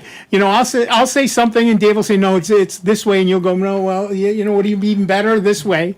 And that's why we're here. We're here. We check each other. We check each other. Yeah. And that's because on a very, very basic level, we have some small amount of respect for each other. So, I'm just saying enough that we see each other. 2 hours is enough. Yeah. Okay. But hey, as I've said before, this has at least lasted a lot longer than my first marriage. Yeah. Yeah. We've been doing this for a while. 36 years? Yeah. My first marriage didn't make 10 years. Yeah. Well, she had a stronger stomach than I thought. I mean, she didn't. I think I have finally outlasted both of my wife's previous husbands. There you go. All together. Congratulations. That's very nice. That's very good. It's 30. No, was it 30? Yeah. How long you been with Kemosabe? I love that story. But there are a lot of features in your phone that we don't think of. And if you take a couple of minutes to look at what your phone is actually capable of and think about how you might be able to use it to make the rest of your life easier, it's actually, there's a lot of really interesting features there. I had somebody complaining that they needed a task manager. I said, you have a phone. Your phone includes a task manager. Why aren't you using it? Yeah, there's a note app, and you can make check boxes. Or get up, get dressed, have breakfast. I checked off 3 things today. You can put text messages in Google Calendar now. Not text messages, tasks in Google Calendar now. So you can, they're right there. If you're using your calendar for anything, I say this to my wife all the time. Oh, I have to do that? Did you put it? Never mind. Fine, you're fine. But yeah, so if we have these devices, and we should be using them more fully. All right, listen, we're going to take a quick break, but we'll be back in just a couple of minutes with Dave Enright, Steve Ray, me, Nick Francesco, and you. It's 29 minutes after the hour. You're listening to the longest-running computer show in the entire whole known universe. That's right. It's Sound Bytes, and it's right here on the truly great and truly grateful to you that we continue to be member-supported Jazz 90.1. We will see you in just a few. Before you call into our show, please make note of the following rules. 1, turn your radio down. 2, turn your radio down lower. 3, remember, nobody has invented a good-sounding speakerphone yet. Don't use them. 4, make sure you have a point. It makes for a more interesting show. 5, calling does not guarantee you'll get on the air. No whining. 6, if you do get on the air, please do not tell the host what you just told the screener. We don't care. And 7, is that radio turned down yet? We hope this will make for a more enjoyable program, and we thank you for your time. It's America's longest-running computer show. Back to more Sound Bites with Nick, Dave, and Steve. Next on member-supported Jazz 90.1. NBC News Radio, I'm Lisa Carton. European leaders say the U.S. peace plan for Ukraine needs more work. Meeting on the sidelines of the G20 summit in South Africa, they voiced concern the proposals could leave Ukraine vulnerable to future attacks by Russia. In a statement signed by the leaders of France, Germany, and the UK, warned that international borders must not be changed by force. President Trump has set Thanksgiving as the deadline for Ukraine to agree to the 28-point proposal. A record-breaking Thanksgiving travel season could be slowed down by a major storm. Here's Scott Carr. AAA says a record-setting 82 million Americans are expected to travel 50 miles or more over the holiday period, but travel could be delayed this weekend by a major storm that's rolling across the southwest to the southern plain. And at the box office, Wicked for Good is shaping up to be this season's biggest hit at the movies. Lisa Carton, NBC News Radio. Jazz 90.1 is supported in part by our members and by Rochester Woman Online. Rochester Woman Online celebrates the personal and professional achievements of women from the greater Rochester area. To learn more, you may go to rochesterwomanonline.com, Facebook, and Instagram. Jazz 90.1 is supported in part by our members and by Sage Ruddy & Company in Rochester, a locally owned financial services firm since 1915. Sage Ruddy University offers information on retirement and legacy planning, estate and financial planning, investment advising, wealth management, and insurance services. You may learn more about Sage Ruddy and Sage Ruddy University, including dates and times of classes, by visiting sageruddy.com or calling 585-232-3760. Jazz 90.1 is supported in part by our members and by Rock Holiday Village, December 5th through 28th at Martin Luther King Jr. Park in downtown Rochester. This annual family event includes kids' crafts, pop-up restaurants and a bar, food trucks, weekend creative classes for all ages, visits with Santa, and more.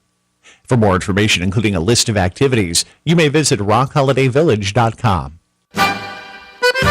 Hi, everybody. This is Jimmy Stewart inviting you to join me right here on Jazz 90.1, Rochester, New York. There's polka music in the air every Saturday at our new time, and that's at 11 a.m. So you make sure you join us every Saturday morning, 11 a.m. at our new time for polka session, only here on Jazz 90.1. It's not a big deal. Snap out. Just get over it. We've all heard it. But if you're experiencing extreme stress, it's not just in your head.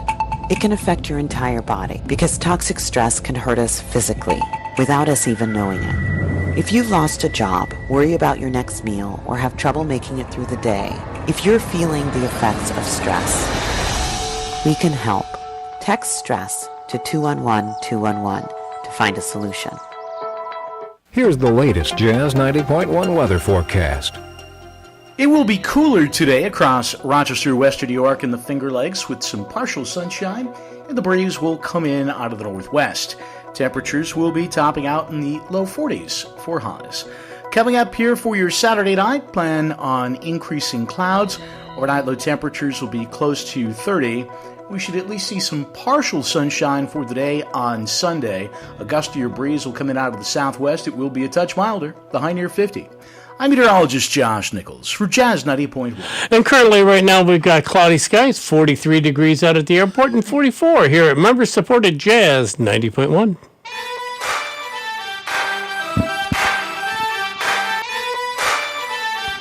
At least we got music. We got music this time. Welcome back, everybody. I'm Nick Francesco. I'm Dave Enright. And I'm Steve Ray. And at 34 minutes after the hour, we are Sound Bytes, and we have Matthew from Batavia, New York on the line. How's everything in Batavia, Matthew?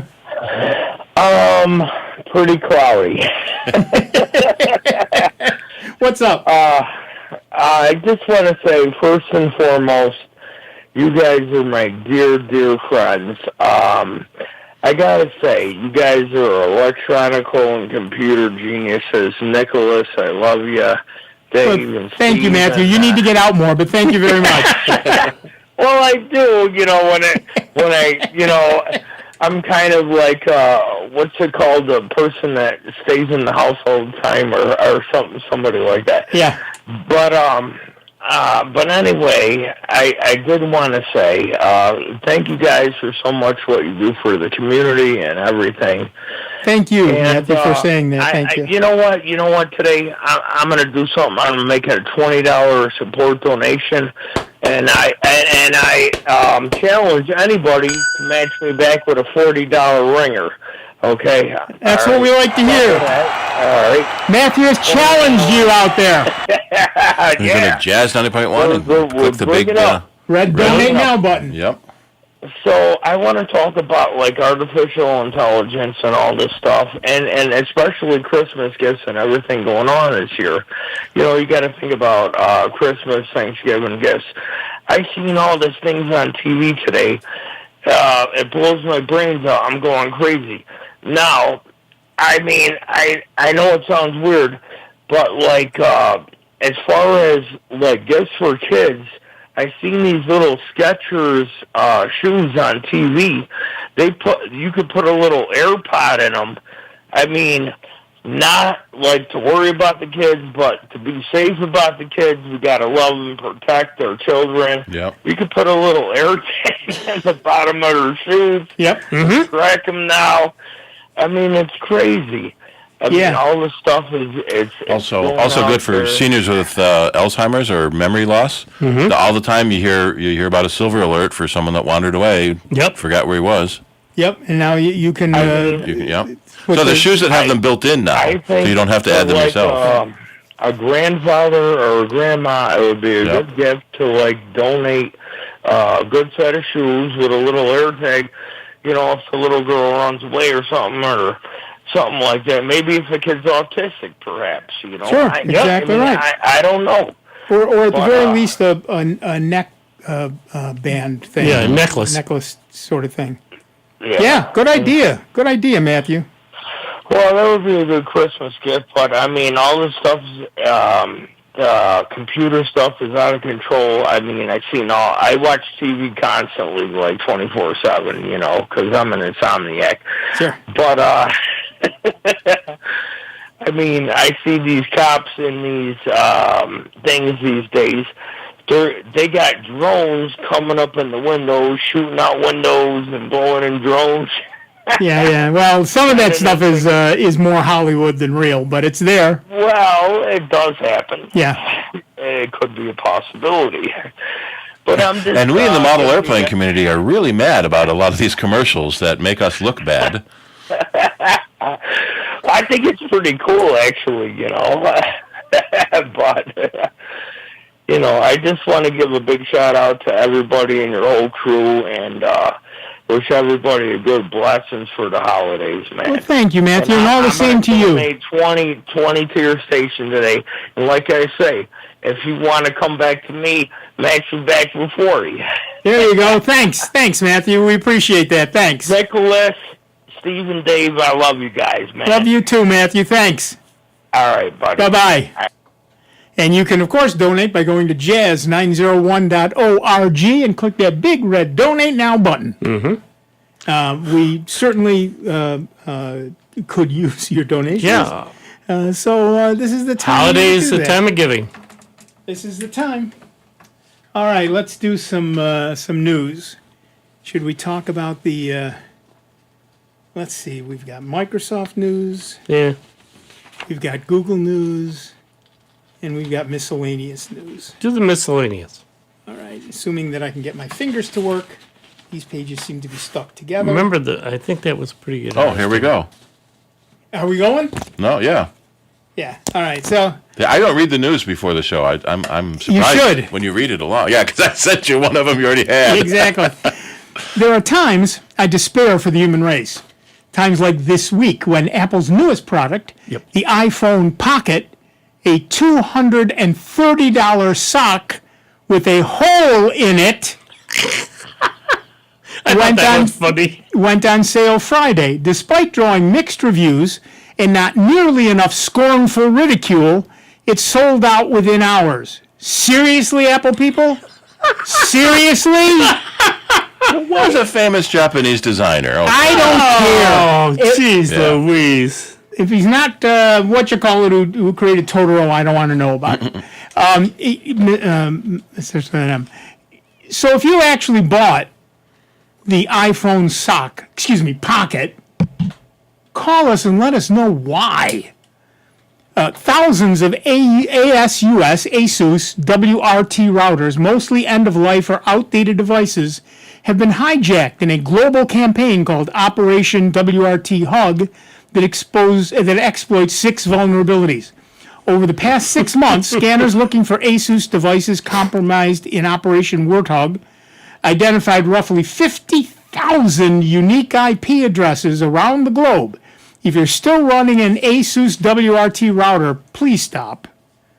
And you Asus WRT owners are not alone. D-Link is warning of 3 remotely exploitable command execution vulnerabilities that affect all models and hardware revisions of its DIR878 router, which has reached end of service, but is still available in several markets. Both the WRT and DIR routers have reached end of life and will not get updated. So if you're running one, get a new one now.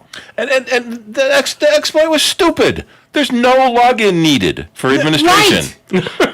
And the administration panel is open to the public internet. It's no login needed. It's the dumbest thing. It's the dumbest thing. South Korean tech giant Samsung has come under fire after users flagged that its devices contained what cybersecurity experts are calling bloatware across multiple regions globally. Bloatware is a pre-installed application that runs on a device's operating system. Initially, and this particular stuff, by the way, is unremovable.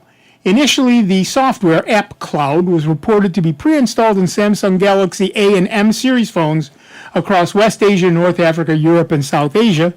Have been reported that the bloatware also comes pre-installed on devices in other areas and is unremovable. Can the U.S. be far behind? Thunderbird 145 has been released with full native support for Microsoft Exchange email via the Exchange Web Services or EWS protocol. This means that Thunderbird users in Microsoft Exchange environments, for example, Microsoft 365 or Office 365 or anything that ends at 365, no longer need third-party add-ons and can benefit from seamless message synchronization and folder management locally and on the server. Migrating from Outlook to Thunderbird is also easier as Mozilla's email client automatically detects the settings and uses Microsoft's OAuth 2 authorization protocol. And finally, in the best news this week, Zork, the classic text-based adventure game of incalculable influence, has been made available under the MIT license, along with the sequels, Zork 2 and the intelligently named Zork 3. The move to make these Zorks games open source comes as a result of the shared work of the Xbox and Activision teams, along with Microsoft's open source programs office. Parent company Microsoft owns the intellectual property for the franchise, so now you can find yourself in a maze of twisty little passages, all alike, for free. We're not all alike, but we are a little twisty. Give us a call, 585-966-JAZZ. It's 966-5299, or toll free 800-790-0415. Yeah, it's probably free, but how many ads do you have to put up with it as you're playing the different games? You know, you can get in so far, and all of a sudden, got to have this ad. Well, you got to get out and then go back in. That's what I'm waiting for it to. It is in public domain, so that means that the Linux community can grab it, remove all the ads, and legally disperse it. Yep. There was a story a couple of weeks ago about a bunch of games that just got added to archive.org legally. To preserve them. And it's a part of our history, seeing some of these old games. And what's so funny is the most complex games of the 1990s work fine in a web browser on your tablet. Because the chips are so much more powerful. Remember today. Wolfenstein? Yep. Castle Wolfenstein. Somebody rewrote Wolfenstein for the touch bar on a Mac. Yeah. Really?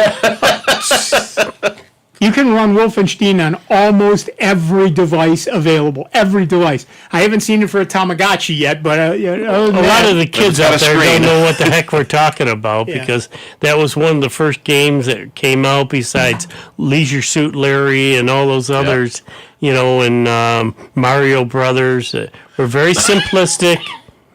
Well, I used to work at a company that had a German owner. And so the point of Castle Wolfenstein is you're rescuing prisoners from the Nazis. Right. Killing Nazis. Killing Nazis.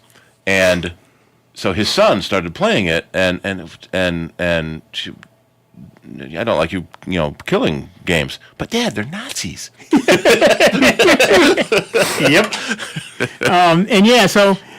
That game actually was banned in Germany because they banned the depiction of the Nazi. Pretty much anything Nazi related is banned in Germany. Yeah. But now, you can get ports of Wolfenstein and Hexen and Doom and all of those on pretty much every operating system. You can't run the WADs, the actual levels that you play. Those you have to get somewhere else. But the engines are available on pretty much every device on the planet, and there are lots of places you can get WADs. So. And as I said, archive.org has a list of a lot of playable games that play right in your website. I was playing what's the castle one where you're shooting bats with rocks? Dark Castle. Yeah. They it's this original source code. They recreated one of the bugs where you can stand in a certain spot on a certain level, and the bad guys can't get you, so you can just keep shooting them and shooting them and shooting them forever. Nice. I would like to see a Calabeth come back. That was kind of fun. That was one of the original games for the Apple II. And it had very primitive graphics, which was fair because that was pretty much all you could do on I mean, an they Apple were II. so, the flat, not the 3D graphics that you get nowadays. Well, it was 3D-ish. Ish. Yeah. And I really liked the Calabeth. And it was written in BASIC. So you could get the source code. You weren't supposed to, of course. But it was written in BASIC, and you could look at the source code if you wanted to. I learned a lot of programming tricks from a Calabeth. We always played was Ultima, I think. Was that the name of it? Sure. And I kept getting killed Ultima 2. Yeah, I kept getting killed by the gelatinous blob. Oh, sure. Yes, indeed. Damn gelatinous blob. And did you ever play, what was the network game that Apple had with floating eyes? Maze Wars. Maze Wars. Bunch of different computers on your Apple Talk network. Apple Talk network. Would shoot rockets at each other. So you're going through a maze, and you could shoot rockets, and one of the characters was a giant eyeball. And there were portals here and there, or teleports. So if you were really good, you could shoot a rocket into a teleport. It would come out the other end and kill the bad guy. Yep. Or kill your opponent. Yeah. And that was a game that was available on the Apple Talk network. It was one of the very first network games for home computers. Of course, there were only network games on the Unix systems, but for home machines. There's a website called My Abandoned Warrior. Oh, nice. where you can play a lot of these old games. Oh, and they've got Maze Wars. Do nice. Did they have Calabeth? How do you spell it? AKALABETH. I can't type in the search button, so let me try Google. So yeah, Calabeth, World of Doom. World of Doom, exactly right. Yeah, so those were some, and John Carnacki was the guy who created Doom, so which is not a Calabeth World of Doom, but it had a backstory. It had a world building, small, but It's available on Good Old Games for free. nice. I'll have to. You're going to post those. 3D wireframe. Yeah, Yep.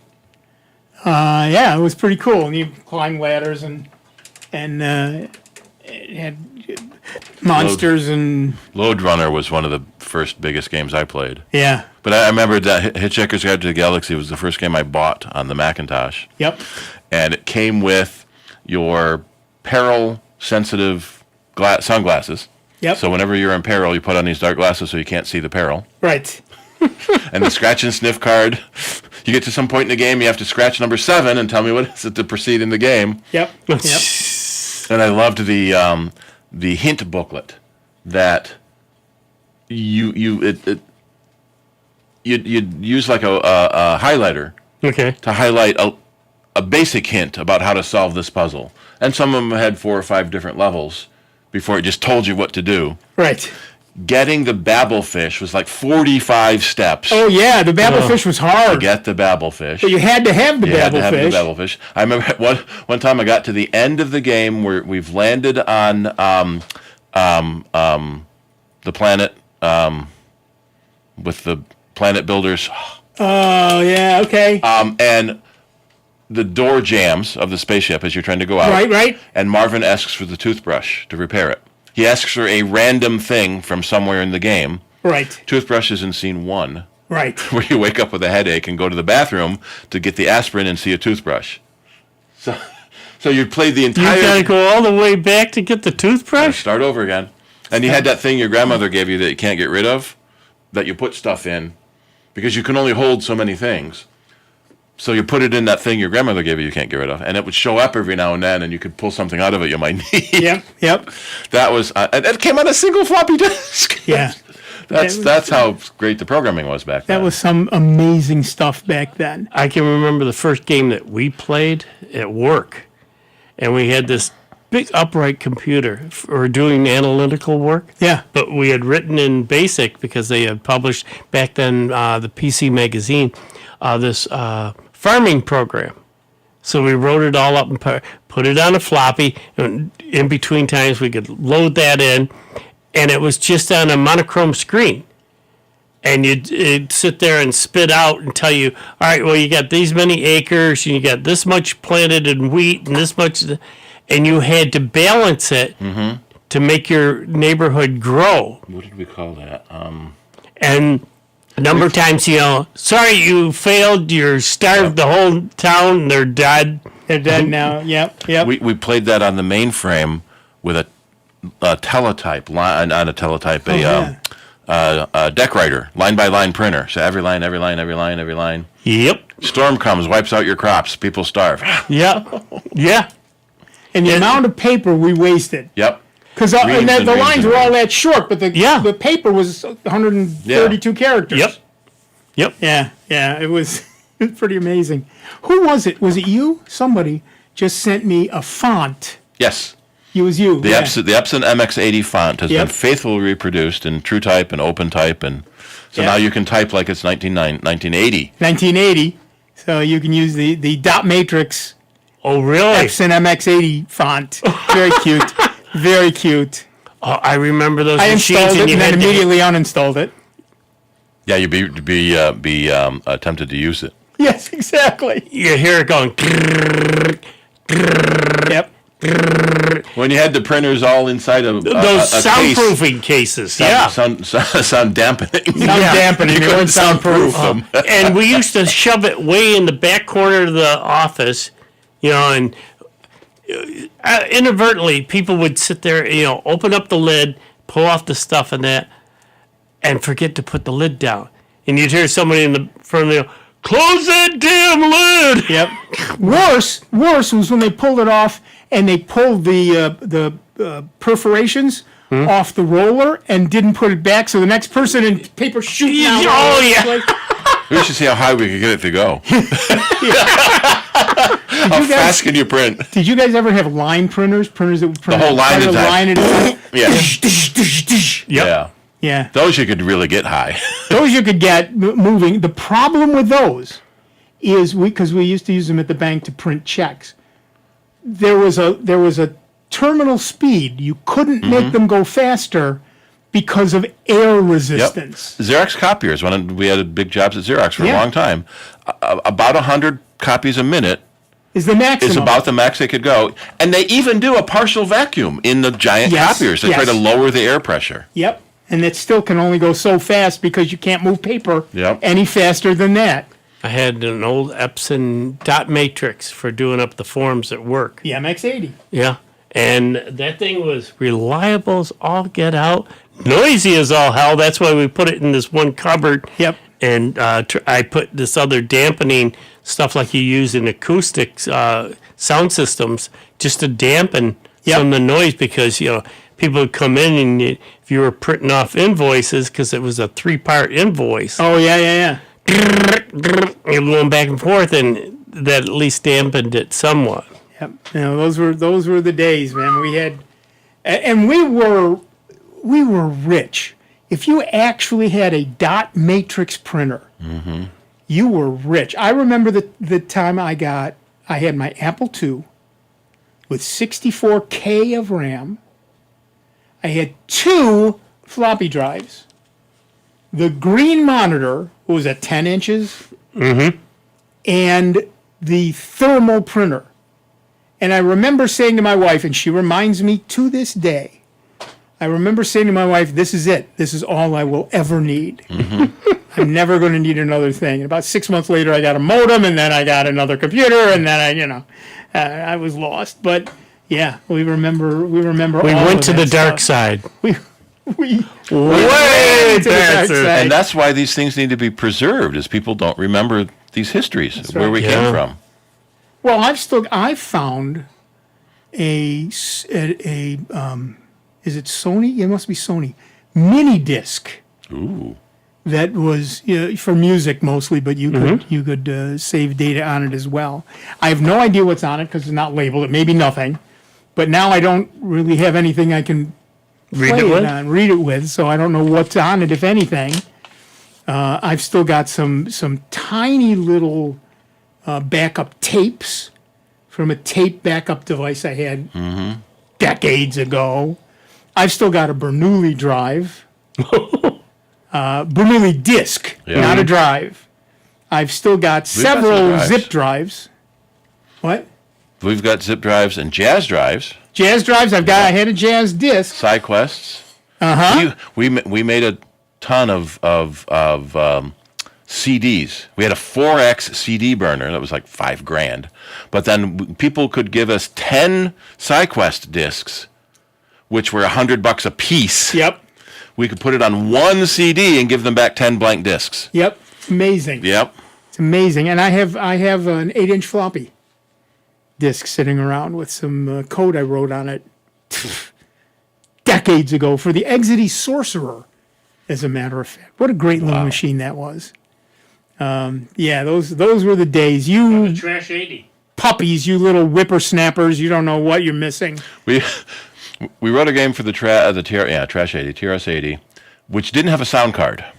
Yes. Well, so the solution was to put a detuned AM radio next to it. Yep. And there was so much EM interference coming off. So when you had a spaceship explode, you'd make the screen white, and this burst of static would come out, and it sounded like it exploded. That was like great. An explosion. Yeah, We'd just keep it away from all the other computers. Yeah, right. All right, that's it. I have to say one other thing. If you put the Apple II monitor on top of the Apple II discs, the magnet in the monitor lifted the read arms, and you couldn't read discs with it. Yep. All right, that's it. We are done for another week. I want to thank everybody who called in. I want to thank everybody who listened. I want to thank Dave Enright for staying awake. I want to thank Steve Ray for pretending he remembers old stuff. I'm Nick Francesco. You've been listening to the longest-running computer show in the known universe. That's right. It's Soundbites. We're here every Saturday from noon till 2 p.m. Tell your friends, tell your enemies, tell your significant and insignificant others, and we will see you in just 166 hours. Be good to one another, will you?